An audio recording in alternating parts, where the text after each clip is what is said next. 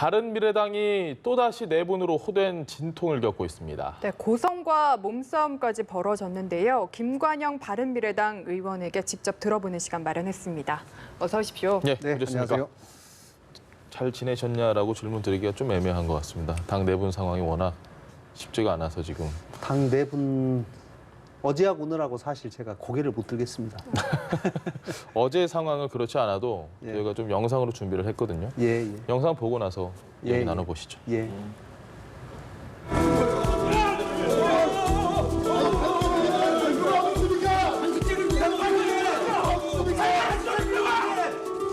당내 유력 인사가 현역 국회의원 두 분과 함께 혁신위원장을 따로 만나는 것은 혁신위의 독립성 침해로 보여질 소리가 혁신위원장과 만난 사실을 인정하시고 구체적인 내용은 없으셔요. 그리고 이준석 최고위원 얘기할 때는 좀 들어주세요. 그만하세요. 정치만 그만하세요. 아닙니다. 그러니까 혁신위원장이라고 확인해 주시는 거 맞습니까? 9명 중 1명이. 조용히 하세요. 발언합니다. 산하기관임을 반증하는 겁니다. 네 번째. 허위 사실 꼭 그만하십시오. 누가 민주적 인사를 대변했다는 겁니까? 혁신위원장은 나도 만났어요. 나도. 자, 조용히 하세요. 네? 자, 네 번째. 위원장 당 대표가 주재환 위원장 만나서 사퇴 촉구했습니까? 그럼 좀 밝히십시오. 박주성 의원 만났다가 주재환 위원장이 어떻게 생각하십니까? 아니 본인이 발언한 다음에 남 조용히 하라고 하는 건 무슨 상황입니까? 예, 어쨌든 뭐 굳이 확인해 드리자면요. 주재환 위원장께서 아니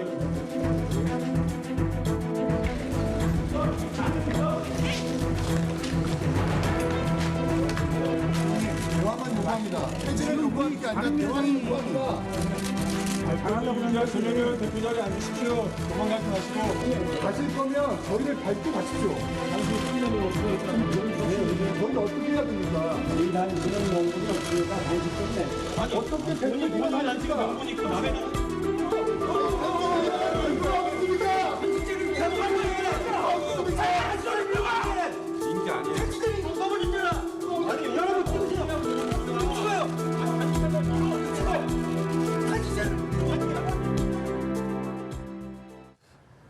마음이 많이 무거우실 것 같습니다. 지금 예. 저 영상 좀 저희가 밝게 시작을 해야 되는데 어제 오늘 저 찹찹하네요. 영상을 뭐 직접 간접적으로 예, 또 제가 의도했건 의도하지 않았건 한 5번 이상 보는 것 같습니다. 알겠습니다. 네, 참 죄송합니다. 네, 네.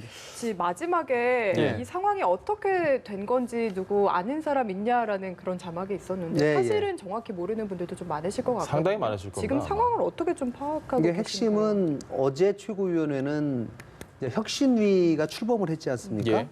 당을 혁신하자. 예. 근데 혁신위에 이제 당을 혁신하기 위한 여러 가지 방안을 의논을 해야 되는데 혁신위원들은 우리 당에 이번에 혁신위를 처음 구성하면서 혁신위 구성과 운영에 관한 규정을 만들었어요. 예. 정규로. 예. 근데 거기에 보면 혁신위원들은 독립적으로 누구한테도 간섭받지 않고 일을 한다. 예. 이렇게 되어 있는데 이번에 혁신위 구성하고 나서 주대환 위원장을 유승민 의원과 몇 예. 분이 만나자고 해서 거기서 만났고 네. 그 자리에서 혁신위의 제1호 안건으로 손 사퇴한 대표 건을. 사퇴하는 안건을 올려서 처리해달라 예. 이렇게 요구를 했다라고 하는 것이 임재훈 사무총장의 주장이고. 주장이었고 예. 이제 유승민 대표는 그런 일 없다. 만나기는 했지만 그런 일 없다. 자, 이렇게 얘기를 했더니 예. 그 이후에 또 다른 혁신위원 한 분이 이번에는 이해운 의원이 자기를 별도로 또 불러서 네. 혁신위에 그거를 꼭 상정을 해주고 당신 그분 그 혁신위원은 특히 손학규 대표 쪽에서 추천해서 임명한 분이에요. 네. 그러다 보니까 그분이 손학규 대표의 퇴진을 만약에 얘기한다면 더더욱 당신 말이 힘이 것이다. 실린 상황이니까 예. 그렇게 꼭 좀 해달라라고 이제 얘기를 했다라고 이해운 의원으로부터 요구를 받은 그분이 또 폭로를 했어요. 예. 이제 그런 상황이고 어제 이제 그 최고위원회에서는 지난번 혁신위원회가 구성돼서 혁신위원장이 사퇴하기 전날 예. 이 손 대표 퇴진 문제에 관한 안건을 의결을 했습니다. 그런데 의결하고 나서 그 다음날 혁신위원장이 사퇴를 해버리니까 예. 나머지 혁신위원들은 일단 의결이 됐으니까 이것을 최고위원회에 올려줘서 최종 결정을 해주십시오. 예. 라고 하는 입장이고 네. 손 대표의 입장은 혁신위원회가 만약에 이거를 의결을 해도 혁신위원회가 의결된 사항을 집행을 해야 되는데 예. 혁신위원회 위원장이 사퇴를 해버렸기 때문에 지금 이후에 후속 조치를 지금 할 수가 없다. 네. 그러니 혁신위원장을 먼저 선임을 하고 예. 그리고 나서 절차에 따라서 상정하겠다. 지금 이런 상황입니다. 그거 가지고 서로 대립이 있었던 거죠. 굉장히 복잡한데 간단하게 제가 이해한 대로 말씀을 드리자면 손학규 대표의 퇴진을 둘러싸고 퇴진을 해야 된다. 네. 아니다. 예. 일단은 이 상황을 좀 지켜보자. 예. 그렇게 서로 맞부딪히고 있다라고 이해를 하는 게 더 간단하게 정리하면 그렇게 정리할 수 있겠죠. 예, 아주 예. 간단하게 정리하면. 예, 예. 혁신위를 통해서 예. 바로 퇴진을 좀 하기를 원하는 측이 있고 다른 쪽은 어쨌든지 혁신위에 권한을 줬으니 예. 그걸 좀 지켜봐야 되는데 왜 사퇴 문제를 제1번으로 할 수 있도록 그 사람들 압력을 넣냐 이제 이렇게 지금 얘기하는 거죠. 바른미래당의 내홍과 관련해서는 이 질문이 가장 적합하지 않나 싶습니다. 패스트트랙 정부에서도 그랬고 이미 그 전부터 내부는 있었고 싸웠는데 뭐가 가장 문제일까? 지향점이 좀 달라요. 예. 그러니까 개혁 보수로 우리 당을 하나로 묶자라고 하는 것이 유승민 대표와 예. 안철수 전 대표 그분들의 입장이고 손학규 대표와 또 일부 의원님들은 중도 개혁 세력, 합리적 진보 세력을 포함하는 중도 개혁 세력의 그 입장으로 당의 입장을 가야 된다. 그러나 그분들도 개혁 보수 세력을 배제하는 건 아닙니다. 예. 그런 입장이에요. 특히 이제 가장 큰 차이는 손 대표는 1당, 2당이 아닌 제3당으로서 자강을 해서 내년 총선까지 가야 된다라고 예. 하는 입장이고 네. 이제 이 개혁 보수를 하시는 분들은 그동안 계속 자유한국당과의 연대 내지는 통합 쪽으로 가야지만이 예. 우리 당이 살 수 있는 거 아니냐. 이제 이런 얘기들을 계속 해왔어요. 그래서 네. 제가 지난번 원내대표 그만둘 때 예. 이제 그거를 차단시키기 위해서 어느 당과의 연대와 통합 없이 우리 당이 자강하자라고 이제 그 약속을 의원들 하셨죠. 약속은 예. 했는데 여전히 상대방들이 생각하고 있는 그 부분에 대한 접점이 전혀 없는 접점 건. 또 의심을 여전히 배제하지 못하고 있는 거죠. 사실 혁신위도 이런 갈등 봉합해 보겠다고 만들었는데 지금 제대로 출발도 못한 상황이다 보니까 이대로 결국에는 또 분당 수순 해결책이 하나가 있어요. 아, 있습니까? 예. 제가 볼 때는 지금 여기까지 오는데 안철수 대표가 없었죠. 지금 국내에는 없습니다. 예. 그러나 저는 뭐 어쨌든 이제 독일에서 상당한 영향력을 행사하셨다고 봅니다. 네. 또 그분들이 안철수 대표하고 충분히 상의해서 안철수 대표 교감이 뜻이다 있었을 것이다. 라고 하면서 예. 많은 행동들을 했거든요. 예. 안 대표께서 저는 이런 상황에서는 조기 귀국을 빨리. 하시는 것이 맞다고 보고요. 예. 하루라도 빨리 귀국해서 안철수 대표, 유승민 대표, 손학규 대표 이 세 분이 모여서 정말로 어떻게 할 거냐. 그동안 우리가 잘못했지만 이제는 정말 손잡고 한번 죽으나 사나 한번 해보자. 이렇게 결의를 하시든가 아니면 도저히 이 상황에서는 안 되니까 우리가 아름다운 이별을 하자라고 네. 하든가 뭘 이렇게 그분들이 좀 매듭을 져야 되는데. 매듭을 저는 지는 것이 맞다고 생각하고 바람직한 방향은 그래도 여러 가지 갈등이 있지만 제 함께하자. 3의 세력을 가지고 네. 다시 화합하는 모습으로 다시 한번 내년 총선까지 좀 했으면 하는 것이 제 바람입니다. 알겠습니다. 시청자 여러분들께서 아마 바른미래당 상황 오늘 정확하게 이해를 하셨을 것 같고요. 네. 국회 상황 얘기 좀 안 해볼 수 없습니다. 예, 예. 추경이 지금 제가 알기로 90일째, 91일째 뭐 이렇게 통과가 안 되고 있는데 원래는 뭐 여러 가지 조건이 붙었다가 지금은 친일 네. 이 얘기로 또 한국당과 민주당이 굉장히 극한 대립을 보이고 있습니다. 어떻게 보십니까? 추경이 통과되느냐 마느냐의 문제는 마지막으로 자유한국당이 제기한 거는 정경두 장관의 해임 건의안 내지는 국정조사 둘 중에 하나 예. 받으면 하겠다 네. 이거 아니겠어요? 저는 일관되게 얘기했습니다. 헌법에 국무위원에 대한 해임 건의안을 제적의원의 3분의 1 이상이 제출하도록 되어 있고 예. 그러면 저는 제출이 됐으면 국회에서 적어도 저는 본회의 표결은 열고. 본회의 예. 열고 보고하고 표결은 해야 된다고 봅니다. 그것까지 막는다고 하면 헌법의 정신과 취지를 몰각하는 것이기 때문에 그렇기 때문에 저는 여당이 지금은 추경 굉장히 시급하다 또 한일 경제 전쟁이 예. 벌어진 상황이기 때문에 하루빨리 추경 처리해서 소재 부품 산업 지원해야 된다. 네. 이렇게 얘기를 하고 있는데 한편으로는 표결 자체도 원천적으로 막고 있으면서 예. 추경 처리 않는다고 자유한국당 계속 공격하는 거는 제가 볼 때는 조금 과하지 않나 이렇게 생각하고 제가 이 민주당의 홍영표 전 대표나 네. 아니면은 이원옥 수석하고 아침에 운동 멤버예요. 예. 아침 체육관에 6시면 아침에 만나요. 매일요? 네, 매일. 네. 그래서 제가 아침에 만나가지고 얘기를 했습니다. 부지런하시네요. 예, 민주당이 좀 양보하십시오. 이거는 추경을 빨리 통과시켜야 할 거 아닙니까?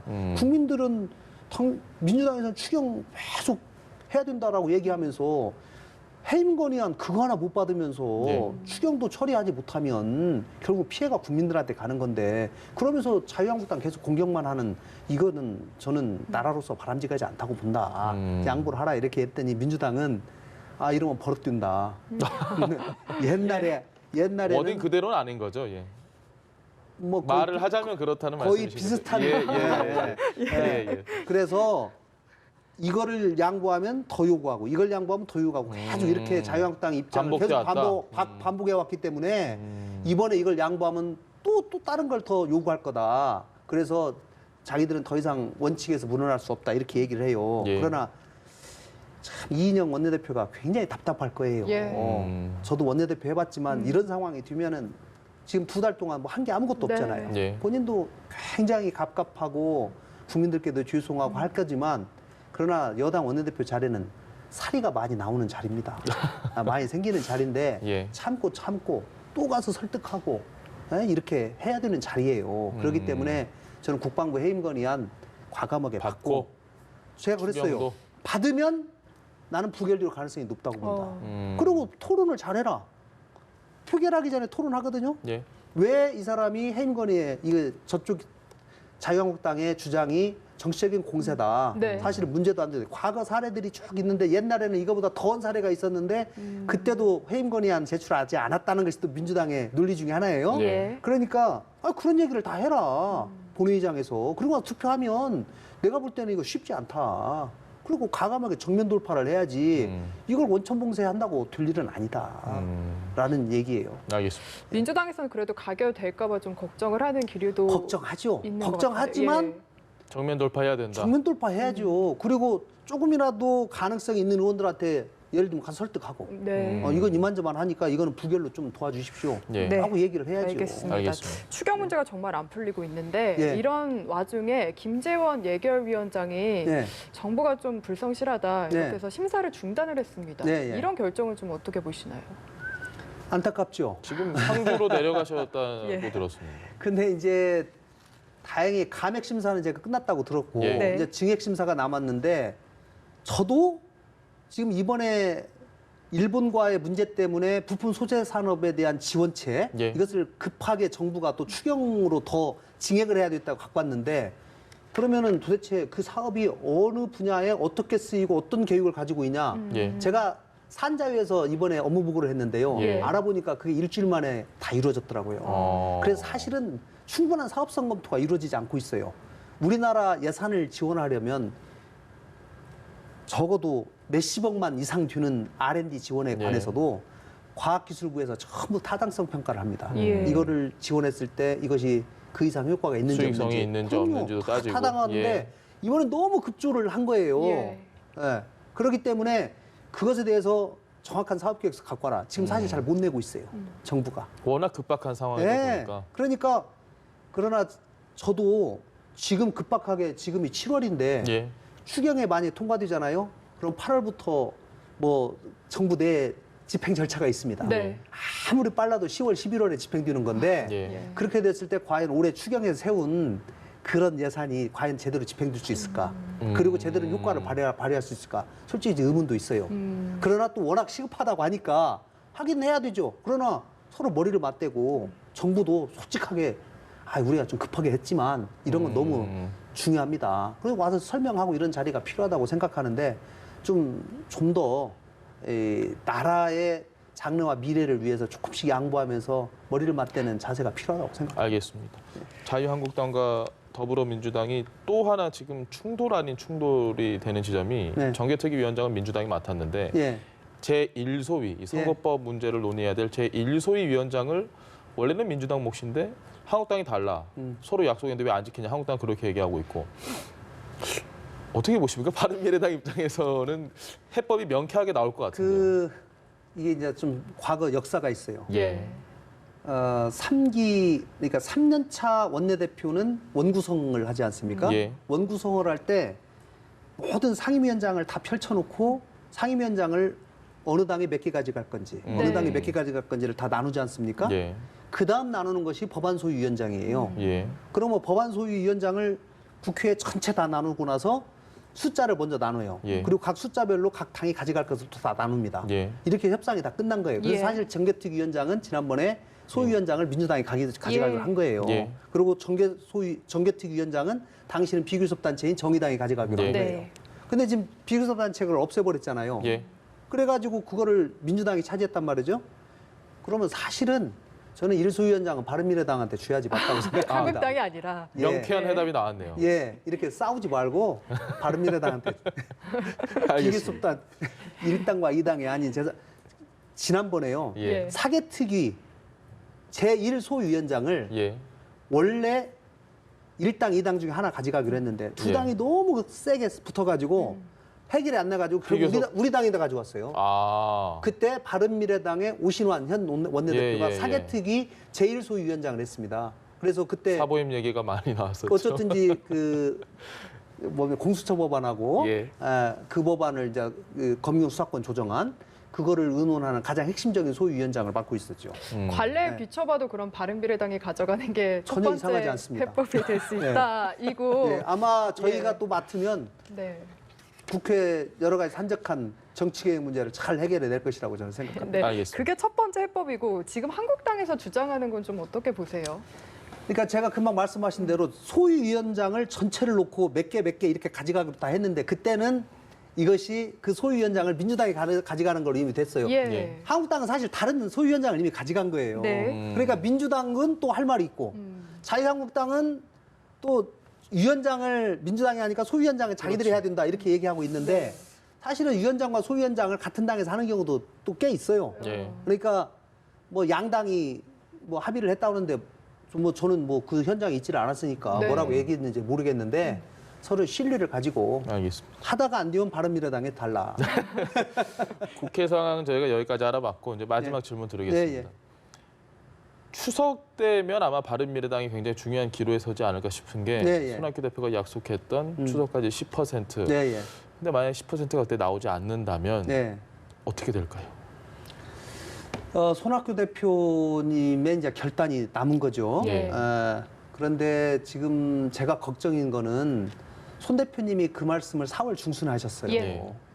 그 뒤로 사실 우리가 하나 돼가지고 열심히 좀 당을 위해서 뭔가를 좀 해봤어야 되는데 예. 솔직히 지금까지 뭐 제대로 한 게 아무것도 없이 지금 여기까지 왔습니다. 예. 손 대표님 입장에서도 정말 억울할 거예요. 이게 지금 뭐 제대로 당의 지지를 높이기 위한 제대로 된 활동 한번 하지 못하고 매일 태클 당하고 시비 당하면서 여기까지 왔기 때문에 예.